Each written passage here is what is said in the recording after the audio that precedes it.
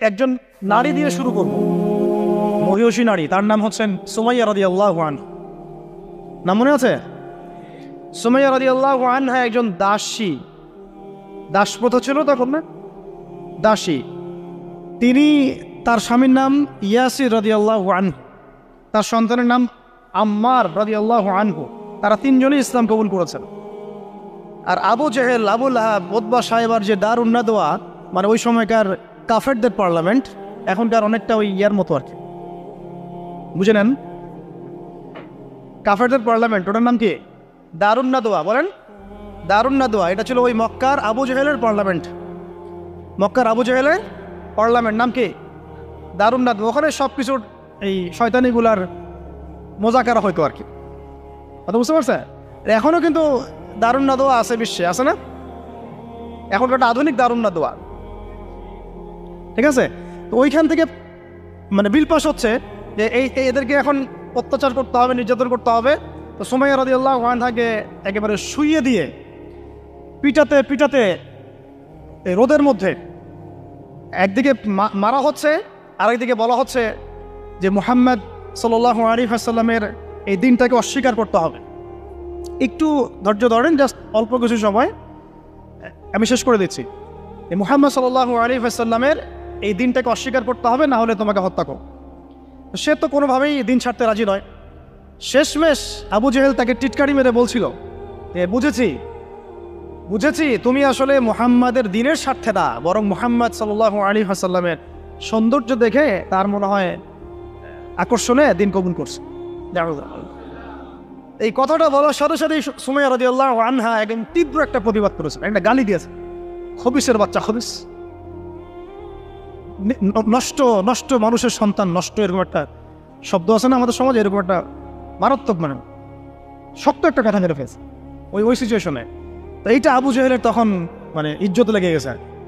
তো সে পাশে থাকা একজন ওর মানে সহকারী, তার হাতে একটা বর্ষা ছিল, ওই বর্ষাটা নিয়ে সুমাইয়া রাদিয়াল্লাহু আনহার তলপেট, লজ্জাস্থানের উপরের অংশে বরাবর একেবারে গেঁথে দিছে, এবং এটাতে ফিনকি দিয়ে রক্ত ছোটা শুরু হয়েছে, এবং এতেই তার শাহাদাত হয়ে গেছে। ইসলামের ইতিহাসে আমাদের উম্মতের মুহাম্মদ সাল্লাল্লাহু আলাইহি ওয়াসাল্লামের কাছে কোরআন আসার পরে কিয়ামত পর্যন্ত যত ঘটনা ঘটবে, এই পুরো ঘটনার ইতিহাসের প্রথম শহীদ হচ্ছেন এই সুমাইয়া রাদিয়াল্লাহু আনহা। সর্বপ্রথম রক্ত দিয়ে দিন কায়েমের, রক্ত দিয়ে দিন প্রতিষ্ঠার এই মহাকাব্য রচনা করে গেছেন সুমাইয়া রাদিয়াল্লাহু আনহা। তারা কি দুনিয়ার কোনো স্বার্থে রক্ত দিয়েছিলেন? হ্যাঁ, তারা কি উপদেষ্টা হওয়ার জন্য রক্ত দিয়েছিলেন? তারা কি কোনো রাষ্ট্র ক্ষমতা পাওয়ার জন্য রক্ত দিয়েছিলেন? গনিমত পাওয়ার জন্যে? শুধু এক আল্লাহকে রাজি খুশি করার জন্য তারা এই কাজগুলো করেছে।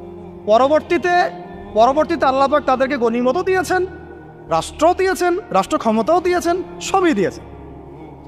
তাদের উদ্দেশ্য ছিল দিন প্রতিষ্ঠা করা, দিনকে প্রচার করা, প্রতিষ্ঠা করা, মানুষের মাঝখানে ছড়িয়ে দেওয়া আল্লাহর কালিমা লা ইলাহা ইল্লাল্লাহ মুহাম্মাদুর রাসূলুল্লাহ প্রতিষ্ঠা করা। আমাদের এই অভ্যুত্থানগুলো, বিপ্লবগুলোর যেন নিয়াত ঠিক থাকে, কথাটা বলার উদ্দেশ্য এটাই। অপোজিটে একটা দলিল আপনাকে দিয়ে যাচ্ছে আজকে। খায়বার যুদ্ধ থেকে ফেরার সময় নবী সাল্লাল্লাহু আলাইহি ওয়াসাল্লামের সাথে আরেকটা যুদ্ধ হয়ে গেছে। ইহুদিরা লুকায় ছিল, ওতপেতে ছিল, দূর থেকে তীর নিক্ষেপ করেছে। নবী সাল্লাল্লাহু আলাইহি ওয়াসাল্লাম এবং সাহাবীরা এটাকে প্রোটেক্ট করেছেন। একদিন দুই দিন ওখানে থাকতে হয়েছে।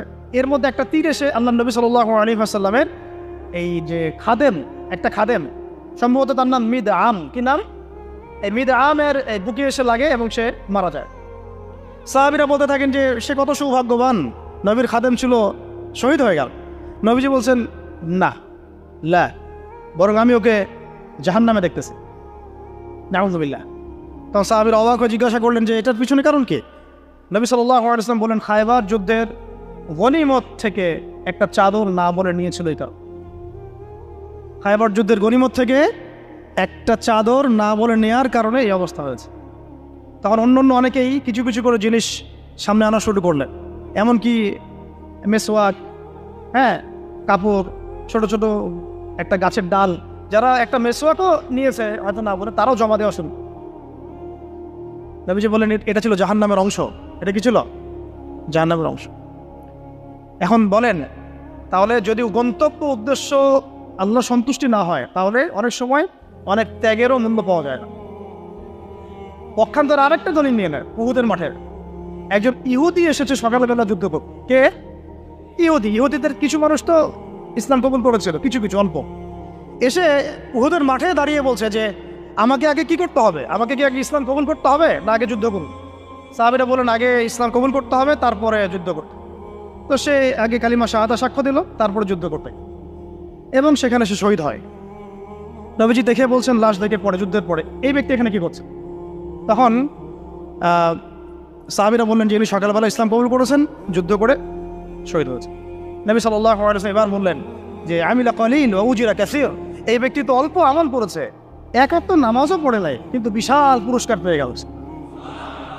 কিসের বদৌলতে? ওই যে আদর্শর ইন্টেনশনটা চেঞ্জ, তারা আল্লাহর দ্বীনকে প্রতিষ্ঠার জন্য লড়াই করেছেন, কিন্তু সেই ব্যক্তি মিদআম, সে কিন্তু এই জন্য করেন। বুঝতে পারছি? এরকম অসংখ্য ঘটনা আছে। যেমন ইয়াসির রাদিয়াল্লাহু আনহু, এই সুমাইয়া রাদিয়াল্লাহু আনহুর স্বামী, তাকেও একইভাবে হত্যা করা হয়েছে। তিনিও মহাকাব্য রচনা করেছেন। যদি আমরা দেখি বেলাল রাদিয়াল্লাহু আনহুর কথা, তাকে কিভাবে পিটানো হয়েছে আপনারা সবাই কম বেশি জানেন। আরবের জাস্ট গরমে যদি একটু ওমরা করেন তাহলেই বুঝতে পারবেন যে গরমটা কেমন হতে পারে। কয়েকদিন আমাদেরকে রাস্তায় নামাজ পড়তে হয়েছে, এত ভিড় ছিল, ওখানে সেজদা দেওয়ার মতো কোনো পরিবেশ থাকে না, এত এত মানে গরম। ওখানে দাঁড়িয়ে থাকলে আপনার পায়ে মনে ফসকা পড়বে। ওখানে একটা মানুষকে সারাদিন শুইয়ে রাখা হলে উত্তপ্ত বালুর মধ্যে, উপরে যদি পাথর চাপা দেওয়া হয়, আর সে তখনও বলতে থাকছে আহাদুল আহাদ, আল্লাহ এক, আল্লাহ এক, তাহলে তার ইমানের জাজবা চিন্তা করে এই জীবন মহাকাব্য রচনা করেছে। এই জন্য বেলাল রাদিয়াল্লাহু আনহু সেই ব্যক্তি যিনি মক্কা বিজয়ের পরে কাবা ঘরের ছাদে উঠে আজান দিয়েছেন। হ্যাঁ, চিন্তা করা যায়, তিনি সেই ব্যক্তি যার কথা নবী সাল্লাল্লাহু আলাইহি ওয়াসাল্লাম যখন আলোচনা করতেন তখন বলতেন যে বেলাল, যখনই আল্লাহ আমাকে জান্নাত দেখান তখন তোমার পায়ের আওয়াজ আমি আগে আগে শুনতে পারি। তুমি কি এমন আমল করো? তিনি বলছেন, আমি তো এক্সট্রা এমন কোনো আমল করি না, তবে যখনই আমার ওযু ছুটে যায় তখন আমি আবার ওযু করি, এবং সেই ওযু দিয়ে আমি 2 রাকাত নামাজ পড়ি। তাই এত ওযু, এটা আমরা আমল করার চেষ্টা করবো। আল্লাহ পাক আমাকে তৌফিক দান করেন, আপনাদেরকে তৌফিক দান করেন। উহুদ যুদ্ধ চলছে, শুরু হবে যুদ্ধ, সবাই শুনছে। ঠিক সেই সময় একজন সাহাবী হানজালা রাদিয়াল্লাহু আনহু, সত্য বিয়ে করেছেন, বাসর করেছেন গত রাতে, ফরজ গোসল করার সময় পান নাই, যুদ্ধের ডাক এসেছে, চলে গেছেন, এবং যুদ্ধ করতে করতে তিনি শহীদ হয়েছেন। যুদ্ধের পরে তার লাশটাকে দেখা গেল যে সেই লাশটা মাটি থেকে শূন্যে ভেসে আসে, এবং লাশটাকে পানি ঝরে পড়তেছে। নবীজি বললেন যে সাল্লাল্লাহু আলাইহি ওয়াসাল্লাম, যে ফেরেশতারা তাকে গোসল দিচ্ছে। সুবহানাল্লাহ, এটাও মহাকাব্য, এগুলো মহাকাব্য, রচনা করে যাওয়া মহাকাব্য। আপনারা দেখবেন যে অনলাইনে কিছু কিছু ইসলামিক নাশিদ আছে। একটা পাকিস্তানের আমাদের এক ভাই এক নাশিদ আছে, ওই যে ও শেহরে মোহাব্বত, শুনেছেন না? জাহা মুস্তফা, হ্যাঁ, ওহি ঘর বানানে ও দিল চাহতা, একটা নাশিদ আছে। ওখানে একটা এরকম চমৎকার একটা পঙ্ক্তি আছে, জিহাদে মোহাব্বত কি আওয়াজ গুঞ্জি, কাহা হানজালা নে, যে হানজালা রাদিয়াল্লাহু আনহু, কাহা হানজালা নে কি দুলহন সে আপনি। যখন জিহাদের মহব্বতের আওয়াজ উঠল, তখন হানজালা তার স্ত্রীকে বলল যে ইজাজত আগার দো, যদি তুমি অনুমতি দাও তো যা আমি শাহাদাতের এই যে জান, মানে কি পানপাত্র, লেবো পে লাগানে, মানে আমার ঠোঁটে স্পর্শ করাতে, কা দিল চাহতা, আমার মন চাচ্ছে। কি চমৎকার জিন্দাগিটা এসে। হানজালা রাদিয়াল্লাহু আনহুর এই আত্মত্যাগ এখন মহাকাব্য হয়ে আছে। আমি উর্দুতে মোটেই ভালো না, আমি উর্দুতে খুবই কাঁচা, তো আমার উর্দু ভুল হওয়াটাই স্বাভাবিক। এবং আমি উর্দুর ব্যাপারে আমার বিষয়টা এখন এমন যে নবী সাল্লাল্লাহু আলাইহি ওয়াসাল্লাম আরবির বিষয় যেমন ছিলেন, মানে উর্দু নবী সাল্লাল্লাহু আলাইহি ওয়াসাল্লাম, কিন্তু এই আরবি কিন্তু নবী সাল্লাল্লাহু আলাইহি ওয়াসাল্লাম লিখতে পারতেন না। আপনারা কি জানেন? আমাদের নবী যে আরবি এভাবে লিখতে পারতেন না, এবং আরবি লেখা এভাবে পড়তে পারতেন না। কিন্তু আল্লাহ রাব্বুল আলামিন তাকে এমন জ্ঞান প্রজ্ঞা দিয়েছেন যে সেই আরবি ভাষায় তার উপর কুরআন নাযিল করা হয়েছে। এই জন্য নবীজিকে বলা হয় উম্মি। কি বলা হয়? মানে নিরক্ষর। এইভাবে অক্ষর জ্ঞান তার ছিল। আর এখন তো আমরা এই সার্টিফিকেটকেই বানিয়ে নিয়েছি যোগ্যতার মানদণ্ড। আমরা সিগনেচার করাকে বানিয়ে নিয়েছি যোগ্যতার মানদণ্ড, তাই না? আর আমাদের নবী সাল্লাল্লাহু আলাইহি ওয়াসাল্লাম নিজে লিখতেও জানতেন না, পড়তেও জানতেন। তার উপর আল্লাহ পাক কোরআন নাযিল করেছেন পৃথিবীর মহাকালের ইতিহাসের সবচেয়ে জ্ঞানী মানুষ তিনি। জ্ঞানের মাপকাঠিও বুঝতে হবে আমাদেরকে। সার্টিফিকেট আসলে তো কি হয়েছে, আপনি আপনার প্রতিভা কাজে লাগায় আপনি জাতিকে ভালো কিছু দিবেন ইনশাআল্লাহ। এখানে হতাশ হবেন কেন? চাকরি কেন করতে হবে সবসময়? আপনি উদ্যোক্তা হবেন ইনশাআল্লাহ। যাই হোক, প্রসঙ্গে আসি। তো হানজালা রাদিয়াল্লাহু আনহু এই ঘটনাটা আপনারা পড়বেন। এরপরে অনেক আছে, আমি বলতে থাকলে অনেক সময় চলে যাবে। হামজা রাদিয়াল্লাহু আনহু নাম শুনেছেন? হামজা রাদিয়াল্লাহু আনহু উহুদের দিনে এমনভাবে যুদ্ধ করছিলেন যে তাকে যে হত্যা করেছে সেও বলেছে যে সে এমনভাবে যুদ্ধ করছিল যে মনে হচ্ছিল সে একজন উড়ন্ত বাজ পাখি। সামন থেকে আমি তাকে আঘাত করার কোনো সুযোগ পাই নাই, পিছন থেকে পাহাড়ের পাথরের পিছন থেকে তাকে আমি দূর থেকে একটা বর্ষা নিক্ষেপ করেছিলাম। এই বর্ষা গিয়ে তার নাভির নিচে গিয়ে লাগে, পিছন দিয়ে বের হয়ে যায়। কিন্তু এই অবস্থাতেও তিনি তরোয়াল নিয়ে আমার দিকে তেড়ে আসতেছিলেন আমাকে মারার জন্য, কিন্তু তিনি পেরে ওঠেন নাই, পড়ে গেছে। তারপরে তার লাশকে চিরে ফেলা হয় এবং কলিজাটা বের করে দাঁত দিয়ে কামড়ে খাওয়ার চেষ্টা করা হয়েছে। হামজা রাদিয়াল্লাহু আনহু ছিলেন বদর যুদ্ধের সবচেয়ে শ্রেষ্ঠ সাহাবী, বীর সাহাবী, যার হাতে অনেক কাফের মারা গেছে। এই জন্যে উতবা, সাইবা এদের এক পরিবারের পক্ষ থেকে একটা আক্রোশ ছিল যে যুদ্ধে জিতিয়ে না জিতে হামজাকে মারতে হবে। এই জন্য ওয়াহশী নামক একজন ব্যক্তিকে তারা হায়ার করেছিল। পরবর্তীতে সেই ওয়াহশী তিনিও ইসলাম কবুল করেছেন আলহামদুলিল্লাহ। তাকে অনেকে হামজার কাতেল বলত। পরে মুসাইলামা কাযযাবের হত্যা আল্লাহ পাক এই ওয়াহশীর হাতে করেছেন। সুবহানাল্লাহ, আল্লাহ পাক তাকদীর ঘুরিয়ে দিয়েছিলেন। হামজা রাদিয়াল্লাহু আনহুর এই আত্মত্যাগটা কিন্তু ইতিহাস হয়ে আছে, মহাকাব্য হয়ে আছে না? এমন এত মহব্বত নবী সাল্লাল্লাহু আলাইহি ওয়াসাল্লাম তাকে করতেন, এত মহব্বত করতেন যে ওয়াহশী যখন ইসলাম কবুল করতে আসছেন জিজ্ঞাসা করছেন যে তুমি কিভাবে কাইফা কাতালতাল হামজা, হামজাকে কিভাবে হত্যা করেছিলেন? তিনি ব্যাখ্যা করলেন এইভাবে হত্যা করেছে। তখন নবীজি বললেন যে যদি তুমি আমার থেকে তোমার চেহারাটাকে দূরে রাখতে পারো তাহলে সেটাই করো। মানে তার হাতে ইসলামের বায়াত নিয়েছেন, ইসলাম কবুল করলেন, তারপরে নবীজি বললেন যদি তুমি তোমার চেহারাটাকে আমার থেকে দূরে রাখতে পারো দূরে রাখো। আর আমরা তো বিগত 20-30 বছরের অগণিত জুলুমকে জাতীয় ক্ষমা ঘোষণা করতে চাচ্ছি। সুবহানাল্লাহ। হ্যাঁ, আপনারা এমন যে আমি মক্কা বিজয় করছি, আপনারা কি মক্কা বিজয় করছেন যে সবাইকে গণমাফ করতে যাচ্ছেন? আবু সাঈদের কিসাস কবে হবে? আবু সাঈদের কিসাস কবে হবে এটা দেখার অপেক্ষায় আছি। মুগ্ধদের কিসাসটা কবে হয় সেটা দেখার অপেক্ষায় আছি। তাদের সময় মাঠে যারা ছিল, যারা নির্দেশ দিয়েছে, যারা পিছনে ছিল, যারা পর্দার আড়ালে ছিল, তাদের কি হয় পরিণতি শেষ পর্যন্ত এটা আমরা দেখার অপেক্ষায় আছি। তবে আমাদের আশঙ্কা যে আপনারা আইনের ফাঁকফোকর দিয়ে এদেরকে অনেককেই বের করে দিবেন। এটা আমাদের এটা আশঙ্কার যায়। এই অবস্থা যদি হয় তাহলে শহীদদের সাথে গাদ্দারি হয়ে যাবে। এত বেশি ভালো হয়তো হয় না সবসময়, এত বেশি না। জালেমকে তার শাস্তি দিতে হবেই, আইনের একদম সুশাসন নিশ্চিত করতে হবে।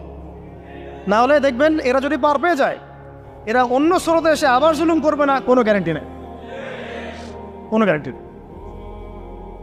আপনাদেরকে একটা কথা বলে রাখি, বদর যুদ্ধের সময় 70 জন বন্দী হয়েছিল, মনে আছে? এই বন্দীদের ব্যাপারে কি করা হবে মাশওয়ারা হচ্ছে। অনেকে অনেক মত। এখানে উমর ইবনুল খাত্তাবের একটা মত ছিল, নাম তো শুনেছেন। উমর রাদিয়াল্লাহু আনহুর মত হচ্ছে ইয়া রাসূলুল্লাহ সবগুলাকে হত্যা করতে হবে। কেন? আল্লাহ পাক বলেছেন নূহ আলাইহিস সালামের কণ্ঠে, রব্বি লা তাযার আলাল আরদি মিনাল কাফিরিনা দাইয়ারা ইন্নাকা ইন তাযারহুম ইউদিল্লু ইবাদাক ওয়া লা ইয়ালিদু ইল্লা ফাজিরুন কাফার।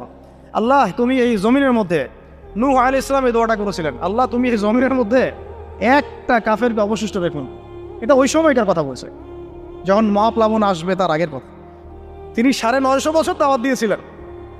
দাওয়াত দিয়ে যখন এই অবস্থা, 40 জন মানুষ ইসলাম কবুল করছে আর কি, তখন তিনি এই দোয়াটা করতে বাধ্য হয়েছে এবং আল্লাহ পাক সেই দোয়া কবুলও করেছিলেন, সবাইকে সমূলে ধ্বংস করেছেন। তো উমর রাদিয়াল্লাহু আনহু বলছিলেন ইয়া রাসূলুল্লাহ বদরের এই বন্দীদের ব্যাপারে আমার মাশওয়ারা হচ্ছে এটা, মুক্তিপণের দরকার নাই। হ্যাঁ, ওদেরকে অন্য কোনো দিকে ফোকাস করার দরকার নাই, এদের সবগুলোকে গর্দান নামায় দেন, শেষ, খালাস। এরা যদি থাকে পরে আপনার বিরুদ্ধে আবার ষড়যন্ত্র করবে। তো শেষমেশ তার রায়টা কিন্তু কবুল করা হয় নাই, বরং রক্তপণ এবং মুক্তিপণ নেওয়া হয়েছে এবং আরও অনেক পদ্ধতি অবলম্বন করা হয়েছে। কিন্তু কিন্তু সূরা আনফালে আল্লাহ রাব্বুল আলামিন ওমর রাদিয়াল্লাহু আনহুর এই মতটার প্রশংসা করেছে, পড়ে দেখেন আপনি। তাই খুব বেশি ভালো হইতে চান না আপনারা, এত বেশি ভালো হন না। হ্যাঁ, মামা চাচা খালু ধরে ধরে এভাবে পার করে দিয়েন না। হ্যাঁ, ও পার পেয়ে গেলে পরের বার আপনাকে পার করবে না। আপনারা ভুল করতেছেন। যারা যারা যাদের হাতে এরকম 100-200 ক্রস ফায়ারের রক্ত লেগে আছে, এদেরকে যদি আপনি মাফ করে দেন, তাহলে আপনার চেয়ে বড় আহাম্মক বোকার পৃথিবীতে কেউ নাই। কি বলেন এগুলো? ইসলামের বিধান হচ্ছে একজন মানুষকে যদি কেউ হত্যা করে অন্যায় হবে, তাকেও শাস্তির আওতায় এনে মৃত্যুদণ্ড কার্যকর করতে হবে। আর যাদের হাতে এরকম 10টা 20টা 30টা করে ক্রস ফায়ারের রক্ত লেগে আছে, আপনি ওদেরকে মাফ করে দিবে? এত বেশি ভালো হয়তো ইসলাম শিখায়নি তো আমাদের। এগুলো তো ভালো না, এগুলো বোকামি। এগুলো কি? এগুলো তো ভালো না, এগুলো হচ্ছে কি বোকামি। ইসলাম শিখে আমাদেরকে ডিপ্লোম্যাটিক হতে, ম্যাচিউরড হোক। সুবহানাল্লাহ। আমি এগুলো দেখে খুব আসলে হতাশ, তাই একটু আক্রোশের কথা বলে ফেললাম, কিছু মনে করব। মানে আমি বুঝি না, আমরা এই সাইকোলজির সাথে যাই না। একজন ব্যক্তি যদি 10টা মানুষকে এভাবে নির্মমভাবে খুন করতে পারে, জবাই করে দিতে পারে, আপনারা তো জানেন না বিষয়টা। মানে একটা রুমে গিয়ে একদম বেদর পিঠে একজনকে হাত পা ভেঙে দিয়ে পরে পাশের রুমে এসে ভিডিও গেমস খেলতেছে, পাবজি ভিডিও গেমস খেলতেছে। এই মানুষগুলোকে আপনি যদি মাফ করে দেন, তাহলে তো আসলেই বলবো যে আপনার চেয়ে বড় আহাম্মক আর গর্ধব আর কি বলবো, কি সব দিস আপনার চেয়ে, মানে জাতীয় প্রতারক আর কেউ নাই। আপনাদের মানে যদি এরকম কেউ করেন, তাহলে জাতির রিপ্রেজেন্টেটিভ হওয়ার যোগ্যতাই নেই আপনার। আমার কথা মাইন্ড করেন না, আমি কিন্তু খোলামেলা কথা বলে দিলাম। কারণ এখন সব কথা কিছু কথা খোলামেলা আপনাদেরকে বলতে হবে, নাহলে অনেক কথা ইনসাফ করতে হবে। আল্লাহ পাক আমাদেরকে বড় তৌফিক দান করে। আর 2-4টা বলে শেষ করছি। আপনাদেরকে একজন সাহাবীর নাম বলি, তালহা রাদিয়াল্লাহু আনহু। কিনা উহুদ যুদ্ধের দিন আল্লাহ নবী সাল্লাল্লাহু আলাইহি ওয়াসাল্লাম কিন্তু একটু বিপর্যয়ের মধ্যে পড়েছিলেন, মনে আছে? চারদিক থেকে তাকে আক্রমণ করা হয়েছে। খালিদ বিন ওয়ালিদ তখন তিনি মুসলিম হন নাই, এসে আক্রমণ করেছেন, পিছন থেকে সাহাবীদেরকে আক্রমণ করেছেন, অনেক সাহাবী শহীদ হয়েছেন। আর নবী সাল্লাল্লাহু আলাইহি ওয়াসাল্লামের কাছেও প্রায় 11 জনের মতো আছেন, বাকি সবাই ছত্রভঙ্গ হয়ে গেছেন। তো ছত্রভঙ্গ হয়ে যাওয়ার সময় মাত্র 2 জন সাহাবী ছিলেন মুহাজির, আর বাকি 9 জন ছিলেন আনসার। তো একে একে আনসার সাহাবীরা শহীদ হতে লাগলেন। আর 2 জন মুহাজির সাহাবীর মধ্যে একজন সাদ বিন আবি ওয়াক্কাস, একজন হচ্ছেন তালহা বিন উবাইদুল্লাহ রাদিয়াল্লাহু আনহু। সাদ রাদিয়াল্লাহু আনহু তীর ছুটছেন। আল্লাহ নবী সাল্লাল্লাহু আলাইহি ওয়াসাল্লাম তাকে লক্ষ্য করে বলছেন, হে সাদ, আমার পিতামাতা তোমার প্রতি কুরবান হয়ে যাক, তুমি তীর ছুঁড়ো। সাহাবীরা সবাই বলতেন, ইয়া রাসূলুল্লাহ, আপনার জন্য আমার পিতামাতা কুরবান হোক। আল্লাহ নবীজি নিজে বলেছেন, হে সাদ, তোমার জন্য আমার পিতামাতা কুরবান হোক। এই একমাত্র সাহাবী যিনি ইসলামের ইতিহাসে প্রথম তীর নিক্ষেপ করেছিলেন, সাদ বিন আবি ওয়াক্কাস রাদিয়াল্লাহু আনহু। আর তালহা রাদিয়াল্লাহু আনহু তরোয়াল চালাচ্ছিলেন। বলা হচ্ছে, ইতিহাসের পাতায় এসেছে, সিরাতের পাতায় এসেছে যে তার গায়ে, মানে তালহা রাদিয়াল্লাহু আনহুর গায়ে তখন প্রায় 40 থেকে 50টা আঘাতের চিহ্ন লেগেছে, বর্ষার তীরের তরোয়াল। এই অবস্থায় তিনি নবী সাল্লাল্লাহু আলাইহি ওয়াসাল্লামকে কাঁধে উঠিয়ে উহুদ পাহাড়ের একটা পার্শ্বদেশ দিয়ে উপরে উঠিয়ে সেফ একটা জায়গায় নিয়ে রেখে দিয়েছে। নবীজি বলেছেন, তোমরা যদি কোনো জীবন্ত শহীদকে দেখতে চাও, তাহলে তালহাকে দেখো। এগুলো হচ্ছে সত্যিকারের মহাকাব্য। এগুলো কি সত্যিকারের চিরস্থায়ী মহাকাব্য। আপনারা যদি এই একজন সাহাবী সাদ বিন মুআজ, তার নাম শোনেন, দেখবেন খন্দকের যুদ্ধে তিনি মহাকাব্য রচনা করেছেন। খন্দকের যুদ্ধে একটা ক্রুশিয়াল অবস্থা ছিল, সেই সময় তিনি সামনে আগ বাড়িয়ে যুদ্ধ করতে গিয়ে তার হাতের মধ্যে তীর লাগে। এই তীরটা ছিঁড়তে গিয়ে তার হাতের ভ্যাংটা ছিঁড়ে যায়, রক্তটা ছিঁড়ে বের করতে গিয়ে। তো এই অবস্থায় আস্তে আস্তে তার শাহাদাত হয়েছে। কিন্তু শাহাদাতের আগে তিনি আল্লাহর কাছে দোয়া করেছিলেন, আল্লাহ, যদি কুরাইশদের সাথে আরও কোনো যুদ্ধ বাকি থাকে, আমাকে তারও জীবিত রেখো। এবং তার শাহাদাতের সময় তিনি বলছেন, এরপর থেকে ইসলামের উপর তারা আর আক্রমণ করতে পারবে না, কারণ আমি এমন দোয়া করেছিলাম যে আল্লাহ, যদি কুরাইশদের সাথে আরও কোনো যুদ্ধ বাকি থাকে আমাকে জীবিত রেখো। তার আগ মুহূর্তে তিনি বনু কুরাইজার যে গাদ্দারি, বেঈমানি, ওই বেঈমানির শাস্তি দিয়ে তিনি দুনিয়া থেকে বিদায় নিয়েছেন। সাদ বিন মুআজ, যার জানাজায় নবীজি বলেছেন, যার জানাজার সালাতে 70,000 ফেরেশতা শরীক হয়েছে। এগুলো মহাকাব্য। আপনারা যদি আরো সামনে যান, আপনারা মুতার যুদ্ধের ঘটনা পাবেন। এই কয়েকটা বলে শেষ করছি। এটা বলতে গেলে আসলে আমি নিজেকে ধরে রাখতে পারি না। আর ধরে রাখার মতো আসলে অবস্থাও না। ইসলামের ইতিহাসের সবচাইতে মানে মর্মান্তিক যুদ্ধ হচ্ছে মোতাব, সবচেয়ে মর্মান্তিক। বদর, উহুদ, খন্দক, খায়বার যত যুদ্ধ আছে এগুলো যুদ্ধ অনেক বড় মাপের। মুতার যুদ্ধের প্রেক্ষাপট এবং সিচুয়েশনটা সম্পূর্ণ ডিফারেন্ট। এখানে আপনাদেরকে আমি 3 জন শ্রেষ্ঠ বীরের মহাকাব্য শোনাচ্ছি। কয়জন? 3 জন শ্রেষ্ঠ বীর পুরুষের মহাকাব্য। নবী সাল্লাল্লাহু আলাইহি ওয়াসাল্লাম একজন সাহাবীকে পাঠালেন, তার নাম হচ্ছে হারিস বিন উবাইদা। কি নাম বলেন? হারিস বিন উবাইদা, তুমি এই চিঠিটা নিয়ে যাও। এটা তো মদিনা রাষ্ট্র কায়েম হওয়ার পরের কথা, একদম নবম হিজরতের 8ম বছরের দিকের কথা আর কি। তখন ততদিন হুদাইবিয়ার সন্ধিও হয়ে গেছে এবং কাজা ওমরাও আদায় হয়ে গেছে এবং খায়বার যুদ্ধ জয় হয়ে গেছে। খায়বারের পরের কথা এটা, যে হারিস বিন উবাইদা তুমি এই চিঠিটা নিয়ে যাও, ওই রোমকদের কাছে যাবা। তখন তো সুপার পাওয়ার 2টা, রোমানরা এবং পার্সিয়ানরা। তো এখনকার ওই যে এই কন্টিনেন্টের ন্যাটো আর ওই কন্টিনেন্টের চায়না রাশিয়ার মতো আর যেটা করতেছে। তো সে গেল ওখানে। সুরাহবিল আল গাসানি একজন শাসক ছিলেন ওইখানকার সিরিয়ার। তো সে ওই চিঠিটা দেখে বলতেছে যে আচ্ছা ঠিক আছে, বসো, দেখি কি করা যায়। চিঠিতে লিখে আছে ইসলাম কবুল করেন, আল্লাহ পাক শান্তি বর্ষণ করবেন, তাসলিম তাসলিম।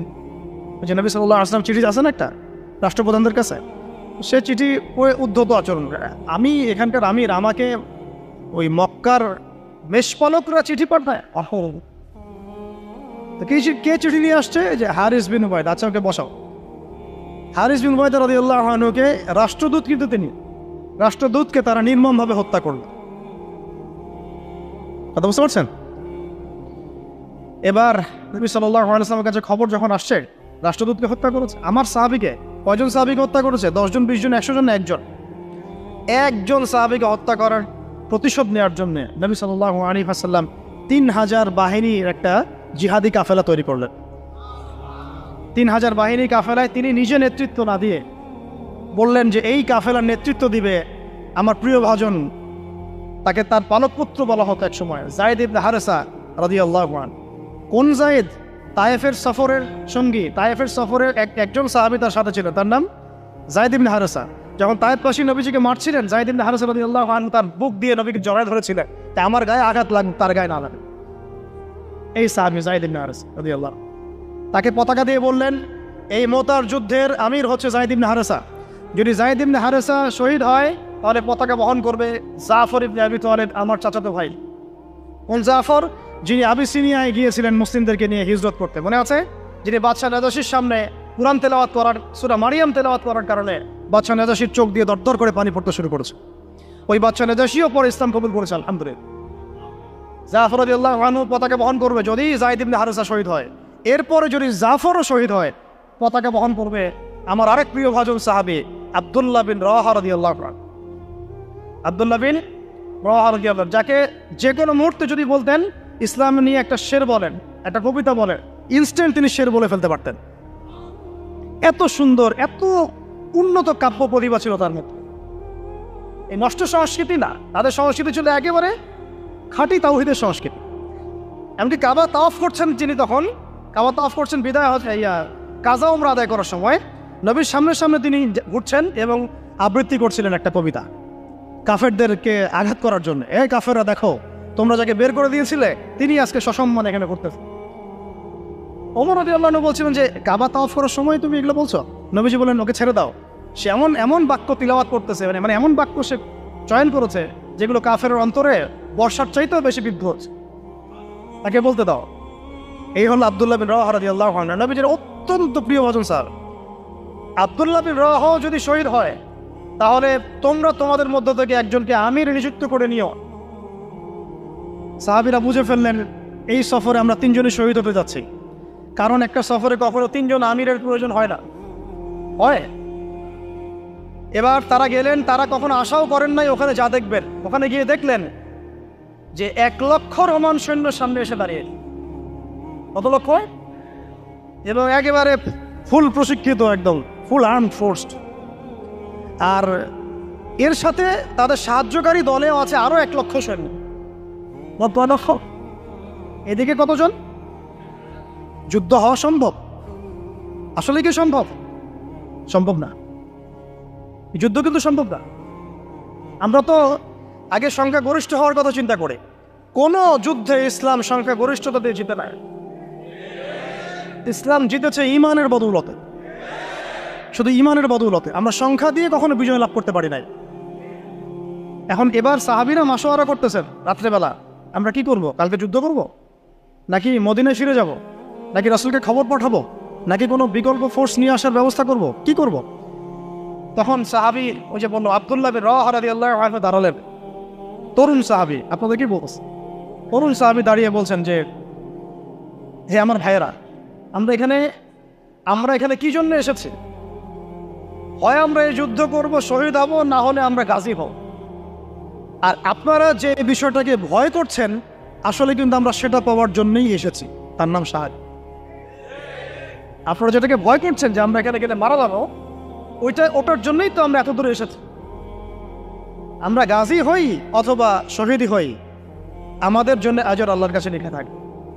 তো তার এই মানে এমন ঈমানদীপ্ত ছিল ভাষণটা, আমি তো ওটা বলতে পারলাম না, আরবিতে তিনি বলেছেন।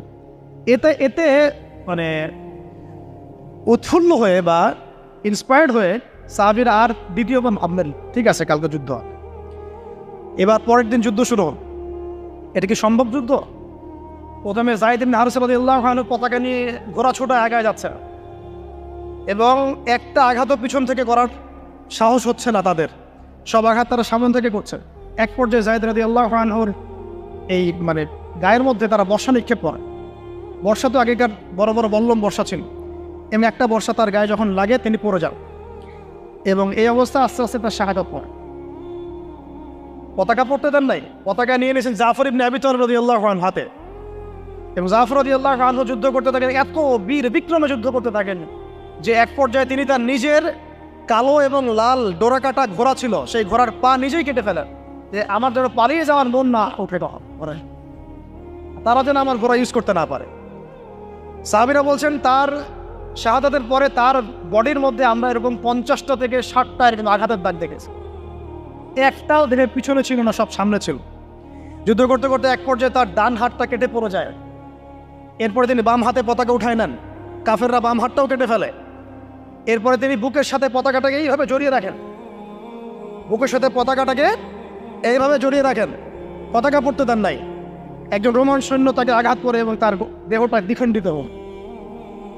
এই খবর নবী সাল্লাল্লাহু আলাইহি ওয়াসাল্লাম ওই মদিনায় বসে বসেই পাচ্ছিলেন। তিনি বললেন, এইমাত্র যায়েদ শহীদ হলো, এইমাত্র জাফর শহীদ হল। একটু তিনি কান্নার ভাব চলে আসলো। একটু পরে নবীজি হেসে দিলেন। সাহাবীরা বলছেন, আপনি হাসছেন কেন রাসূলুল্লাহ? তিনি বলছেন যে জাফর এর ডান হাত প্রথমে কেটে গেছে, তারপর বাম হাত কেটে গেছে।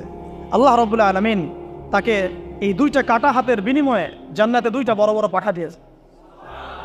এইটা দিয়ে তিনি জান্নাতে ঘুরে বেড়াচ্ছেন আর ফল খাচ্ছেন। তার নাম হয়ে গেল জাফর আত-তাইয়ার, জাফর আত-তাইয়ার, পাঠাওয়াল। এরপরে পতাকা হাতে নিলেন সেই আব্দুল্লাহ বিন রাওয়াহা রাদিয়াল্লাহু আনহু। তিনিও তো বীর বিক্রমে যুদ্ধ করতে লাগলেন। এক পর্যায়ে তিনি একটু কান্না করেছিলেন। সাহাবীরা বলছেন, আপনি কি ভয় কান্না করতেছেন? জি না, আমি ভয় কান্না করছি না, বরং কোরআনের একটা আয়াত আমার মাথায় আসছে বলে আমি কান্না করছি। ওয়া ইম মিনকুম ইল্লা ওয়ারিদুহা কানা আলা রাব্বিকা হাতমান মাকদিয়া। মানে তোমাদের সবাইকেই আবশ্যিকভাবে, ম্যান্ডেটরিভাবে এই জান্নাত জাহান্নামের উপর অবস্থিত এই পুলসিরাত পার হতেই। এটা তোমার রবের একটা প্রাচীন একটা মানে স্টেটমেন্ট, এটা তোমাকে করতেই হবে, সবাইকে করতে হবে। এই আয়াতটা মনে হয় আমার কান্না আসতেছে। একজন তাকে একটা হাড্ডিওয়ালা গোশত এনে দিয়েছিলেন, তিনি সেই গোশতটা খাওয়ার জন্য চেষ্টা করছিলেন, পরে একটা কামড় দিয়ে ফেলে দিয়েছেন। তারপরে তিনি ছুটলেন যুদ্ধ করার জন্যে, এবং ওই সময় একটা কবিতা আবৃত্তি করেছে, যে আমার মন তোমার নফস হয়তো চাচ্ছে, তুমি হয়তো চাচ্ছ এখান থেকে পালিয়ে যাওয়ার জন্যে, জেনে রাখো সামনে তুমি যা দেখছো এর পিছনেই আছে জান্নাত। শেষমেশ কি জীবন দেখেন, কি ব্যক্তিত্ব, কি ক্যারেক্টার, কেমন গায়রত, কেমন ইজ্জত, কেমন সম্মান, কি জীবন। এরপরে তিনিও শহীদ হলেন। পতাকা হাতে তুলে নিলেন আল্লাহর বীর খালেদ বিন ওয়ালিদ রাদিয়াল্লাহু, তাকে পতাকা দেওয়া হয়। তিনি কিন্তু নতুন মুসলিম হয়েছেন। উহুদের যুদ্ধের যে ক্রাইসিস, এটা কিন্তু তার হাতে। কাজা উমরা আদায় করতে গিয়ে নবীজি চিঠি লিখে দিয়েছেন ছোট্ট করে একটা, একজনের দ্বারা লিখিয়েছেন যে খালিদকে চিঠিটা পৌঁছে দিও।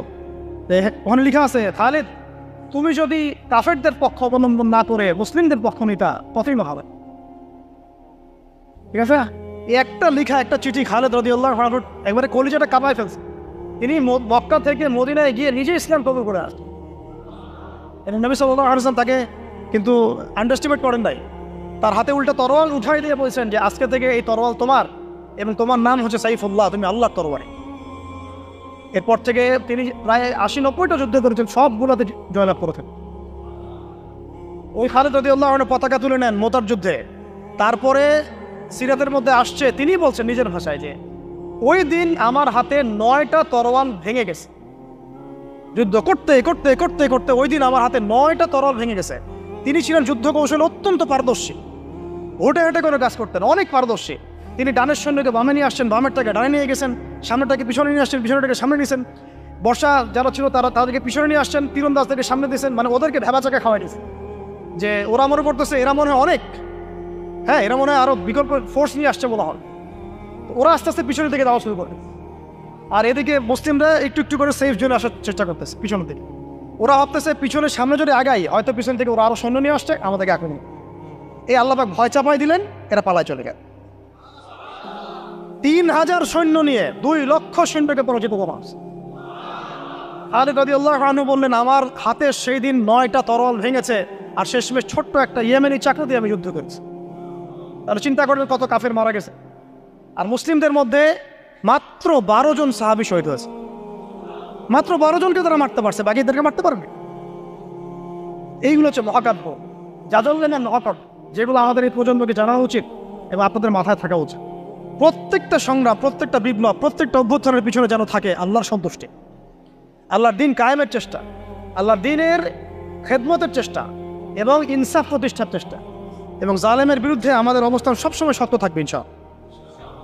এরকম অনেক ঘটনা আছে, আমি আজকে আর বলার সুযোগ পেলাম না। ইনশাআল্লাহ আরও একদিন আল্লাহ যদি তৌফিক দেন ইনশাআল্লাহ তাআলা আমি আপনাদের সাথে আবার এই সেশন করবো ইনশাআল্লাহ। তো শেষ করার আগে আমি জাস্ট 2-1টা নাম উচ্চারণ করতেছি। সেটা হচ্ছে আমার খুব পছন্দের একজন ব্যক্তিত্ব, ইমাম হুসাইন রাদিয়াল্লাহু আনহু। নাম মনে আছে না? তার কারবালার মাঠের ঘটনা আপনারা জানেন। এইগুলো মহাকাব্য।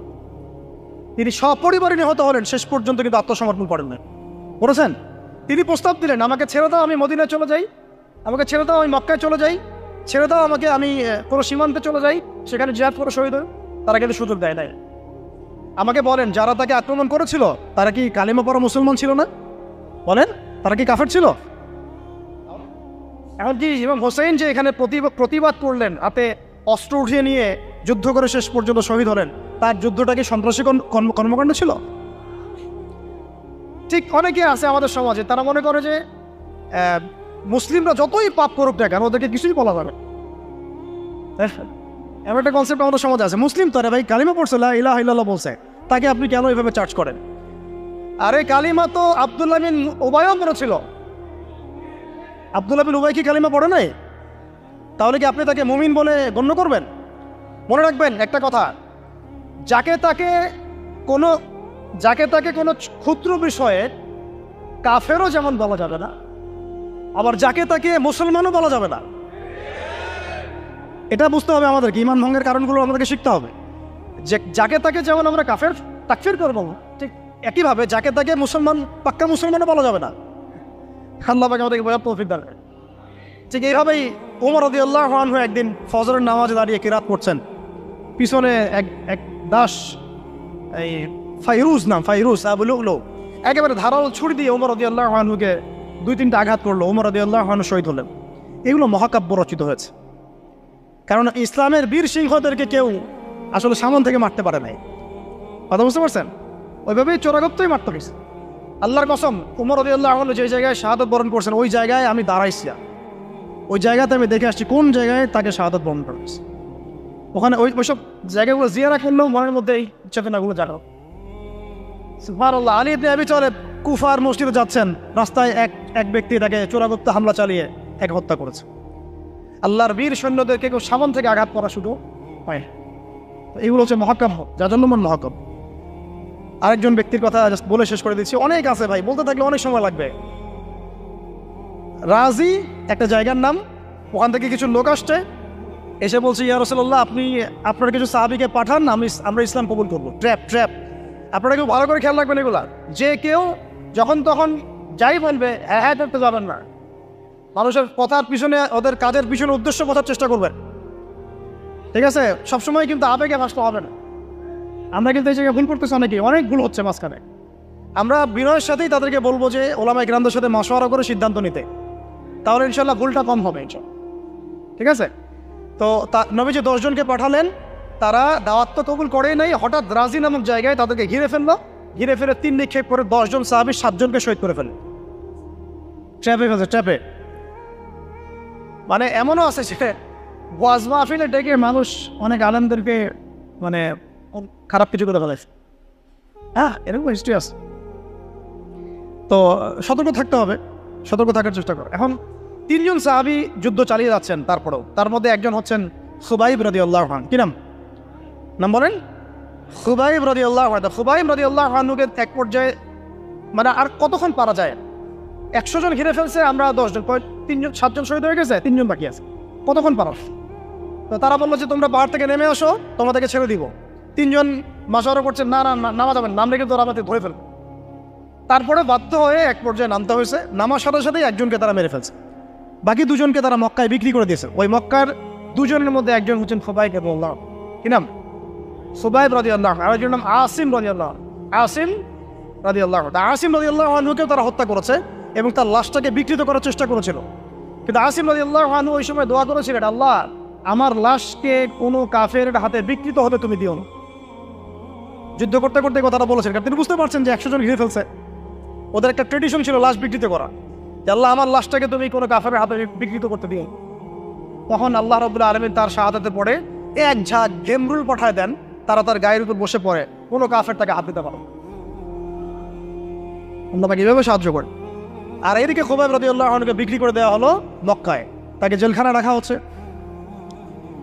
তো খুবাইব রাদিয়াল্লাহু আনহু জেলখানায় বসে আছেন, এটা একটু শুনেন আপনারা। জেলখানায় বসে আছেন, তার খুরের কাজের প্রয়োজন হয়েছে। ছেলেদের প্রয়োজন হয় না? খুরের কাজ তো বুঝতে পারছেন, অ্যাডাল্ট আপনারা। তো খুর চেয়েছেন, একটা খুর, আমাকে একটা খুর দাও। এখন কথা হচ্ছে খুবাইব রাদিয়াল্লাহু আনহু খুর চাইছেন, খুর দেওয়া হয়েছে, তারা খুর দিচ্ছে। তো খুর কাজ শেষ করার পরে ওই কাফেরদের একটা বাচ্চা, ছোট বাচ্চাটা দৌড়াদৌড়ি করতে গিয়ে ওই জেলখানার ভিতরে ঢুকে গেছে, খুবাইব রাদিয়াল্লাহু আনহুর কাছে চলে আসছে। তো খুবাইব রাদিয়াল্লাহু আনহু কিন্তু পারতেন তাকে জিম্মি করে ওখান থেকে বের করতে, পারতেন না? তিনি কোলে বসে আদর করতেছেন বাচ্চাটাকে, যার বাচ্চা সে তো আতঙ্কে, এইবার তো অবস্থা খারাপ, আমার বাচ্চাকে মেরে ফেলে তো সমস্যা। তো খুবাইব রাদিয়াল্লাহু আনহু তাকে ছেড়ে দিলেন এবং আল্লাহ পাক ওই জেলখানার মধ্যে আল্লাহর পক্ষ থেকে তাকে আঙ্গুর খাওয়ালেন। ওই সময় ওই আঙ্গুর কথা পাওয়া যাচ্ছে না, কিন্তু জেলখানায় তিনি বসে আঙ্গুর খাচ্ছেন। তো কাফেররা বলেছে নিজেরাই যে খুবাইবের চেয়ে শ্রেষ্ঠ কোনো বন্দী আমরা কখনো দেখিনি, খুবাইবের চেয়ে শ্রেষ্ঠ কোনো বন্দী আমরা কখনো দেখি নাই। আমি এটা ফখর করে বলতেছি না। লাস্ট মোমেন্টে ওখানে অনেক বললাম, কিছু অফিসার ছিলেন, তারা অনেক জেন্টলম্যানের মতোই ছিলেন, অত উগ্র না, যে এত উগ্র না, তারা জাস্ট ইনভেস্টিগেট করতে চেষ্টা করছিলেন বিষয়গুলো, উগ্রতার সাথে আমার সাথে কোনো আচরণ করেন নাই। তাদের মধ্যে একজন ছিলেন, উনি আমাকে বলছিলেন যে তোমার সাথে যে সময়গুলো কাটলো খুব ভালো সময় কাট, আরও ভালো লাগতো যদি তুমি আরও সময় থাকতে পারতাম তোমার সাথে, ঠিক আছে? তো আরে আমি কিছু বিষয় অবাক হয়েছি, সুবহানাল্লাহ। তো তখন আমার এই কথাটা মনে পড়তেছিল, আমাকে বলতেছিল যে তোমার সাথে থেকে আমাদের কাছে যেটা মনে হয়েছে যে হয় তুমি প্রচণ্ড রকমের দুরন্ত একজন ব্যক্তি, অথবা তুমি একজন পুরো বিশুদ্ধ একজন সৎ মানুষ। হয় তুমি দুটোর একটা হবে, হয় প্রচণ্ড ধুরন্ধর একজন ব্যক্তি যে আমাদেরকে ব্লাফ দিয়ে ফেলছো এখানে, অথবা তুমি একজন অনেস্ট মানুষ, হয় দুটোর একটা তুমি হও। তো আমি কিছু বলি নাই আর কি। তারপরে ছেড়ে দেওয়ার সময় এভাবে বলা হচ্ছিল, তোমার সাথে সময়গুলো খুব সুন্দর কাট, এবং আমরা অনেকের সাথে ডিল করছি, কিন্তু তোমার সাথে প্রত্যেকটা সেশনে আমাদের কথা বলতে বা ডিল করতে আমাদের কাছে মনে হয় নাই যে আমরা কোনো কঠিন কোনো টাস্ক আমাদের কাছে আছে। শেষে উনি বলতেছিলেন যে সবই শুনলাম, সবই বুঝলাম, তোমার ইনশাল্লাহ তোমার সামনে একটা ব্রাইট ফিউচার থাকবে, যদি তুমি সঠিকভাবে ইসলাম পালন করো, আরও ওলামা ইকরামদের কাছে পড়াশোনা করো, আরও ইসলামের আরও বড় বড় ডিগ্রি সার্টিফিকেট অর্জন করো, এই ধরনের কথা হচ্ছিল আর কি। তো এমন হতে পারে যদি তুমি উগ্রপন্থী সত্যি না হও, আমাদের কথা উগ্রপন্থী মনে হয়েছে আপনাদের কাছে, মানে তাদের বক্তব্য অনুযায়ী আর কি, যদি তুমি সত্যিই না হও তাহলে হয়তো বাংলাদেশের মানুষ তোমার দ্বারা উপকৃত হবেন সব। তবে তুমি যে এত ভালো গান গাইতে পারো এটা তো জানতাম না। কিন্তু তখন ছিল আরে এটা মানে কি গান, মানে তখন বলছে আরে কিছু না পরে বুঝবা পরে। তো আমি তখন চোখ বন্ধ করে যাচ্ছি তো চিন্তা করতেছি কি বলবো ওটা বুঝলাম না, গানের কথা কি হবে গান, গান তো আমরা সচরাচর কখনো গাইও নাই, আপনাকে দেখছেন তখন হবে দেয় কেমনে কি। তারপরে মাথায় খেয়াল আসলো, ও আচ্ছা কোনো একদিন আপনাদের এক ভাবিকে খুব একেবারে গোমরা হয়ে বসে আছে, তো চিন্তা করলাম কেমনে এটা ভাঙানো দেয়, মুশকিল অবস্থা, বিয়েতে পড়েন রে বুঝবে না, মানে এমনই একটা লাড্ডু আপনি খাইলেও পস্তাবেন আবার না খাইলেও পস্তাবেন। তো কি করি তো আগে একটু টুকটাক বাথরুম সিঙ্গারের অভ্যাস সিঙ্গার দুটা লাইন শুনাইলাম আর, এবং সেটা ফোনে মানে আমি গাড়িতে আসতেছি ফোনে, তার মানে ফোন কলসের প্রত্যেকটা পার্টি এটা ট্যাপড। মানে আমি যে ফোনে একটা সং আমার স্ত্রীকে প্রাইভেটলি শুনাইছি সেটা তারা জানেন, তাহলে ফেসবুক ইউটিউবে আপনারা যা করেন কে না যান, যে বুঝে না আমাদের লোকজন কিন্তু প্রাইভেসি বুঝে না, তারা বুঝতে পারছেন। তো খুবাইব রাদিয়াল্লাহু আনহুর কথা বলতে গিয়ে কথাটা মনে পড়লো যে এরকম মন্তব্য তারাও করছেন। খুবাইব রাদিয়াল্লাহু আনহুকে এরপরে মক্কার বাজারে নিয়ে যাওয়া হয়, একটা গাছের কাছে নিয়ে গিয়ে, শেষ করে দিচ্ছি লাস্ট পয়েন্ট, তাকে শুলদণ্ড দেওয়া হয়। কি দণ্ড? শুলদণ্ড। এটা আপনারা বুঝবেন না, এটা এমন না যে গলায় ফাঁসি দেওয়া। শুলদণ্ড কি একটু সার্চ করে দেখেন।